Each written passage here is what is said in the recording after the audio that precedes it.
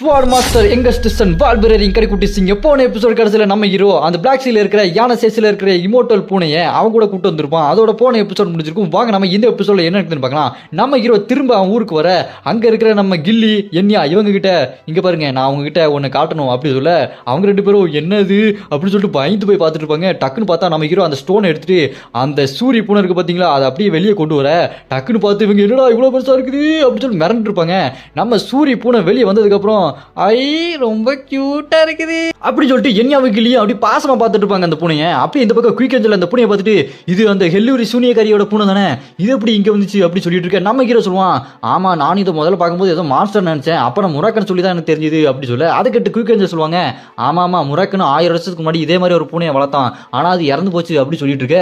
அதை கேட்டு நம்ம ஹீரோவோ என்னது டே முராக்கன் என்னடா என்கிட்ட சொல்லவே இல்லை இப்படி ஒரு பூனையை வளர்த்தியா அப்படி சொல்ல அதை கேட்டுட்டு முராக்கனும் டே அதை ஞாபகப்படுத்தாதரா மனசுக்கு வருத்தமா இருக்குதா அப்படி சொல்லிட்டு எமோஷனல் ஆயிடுவான். நம்ம ஹீரோ அதை பார்த்துட்டு என்னடா முராக்கன் நீ இந்த அளவுக்கு ரொம்ப எமோஷனல் ஆகுற ஓ இதனாலதான் நீ அடிக்கடி பூனையா மாறுறியா இப்ப புரியுது எதுக்கு அப்படின்னு சொல்லிட்டு நம்ம ஹீரோ சொல்லிட்டு இருக்க.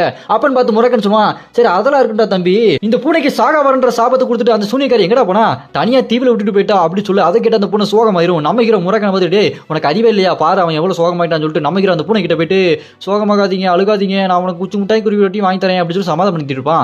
இதுக்கு சாகா வரன்ற சாபம் இருக்குதா இது கிடைக்கணும் அப்படின்னா அதுக்கு 10 லட்சம் மனுஷங்களுக்கு கொள்ளணுமே அப்படி சொல்ல அதை கேட்டு நம்ம ஹீரோ என்னது இதுக்கு 10 லட்சம் மனுஷங்களை கொள்ளணுமான்னு யோசிச்சுட்டு இருப்பான். அப்புறம் நம்ம ஹீரோ சொல்ல பாருங்க அங்க ஒரு ப்ளூ கலர் லிக்விட் இருந்துச்சு அதை குடிச்சேன் அது குடிச்சதுக்கு அப்புறம் தான் தெரிஞ்சது அங்க வந்திருக்க வேண்டியது என்ன லூனா கதை ஆனா உங்களுக்கு அரசை பத்தி வேண்டாம்னு சொன்னதுக்கு அப்புறம் நாங்க போகிறதுக்கான வாய்ப்பு கிடைச்சது அப்படி சொல்லிட்டு இருக்க.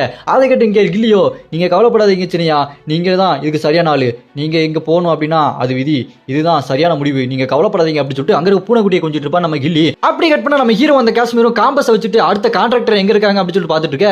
அங்க ஒரு தீவு இருக்குது இந்த தீவு 32வது தீவு இது யாரோட தீவுனா அந்த ஜோஸ்வாவோட தீவு உங்க அண்ணனோட தீவு அப்படி சொல்ல நம்ம ஹீரோ அதை கேட்டுட்டு என்னது என்னோட தீவா அங்கதான் இன்னொரு கான்ட்ராக்ட் இருக்கானா போகலாம் அப்படி சொல்லிட்டு நம்ம ஹீரோவும் முராக்கனும் காஷ்மீர் இவங்க எல்லாமே போறதுக்கு கப்பல்ல போயிட்டு இருப்பாங்க பாருங்க அந்த தீவுக்கு.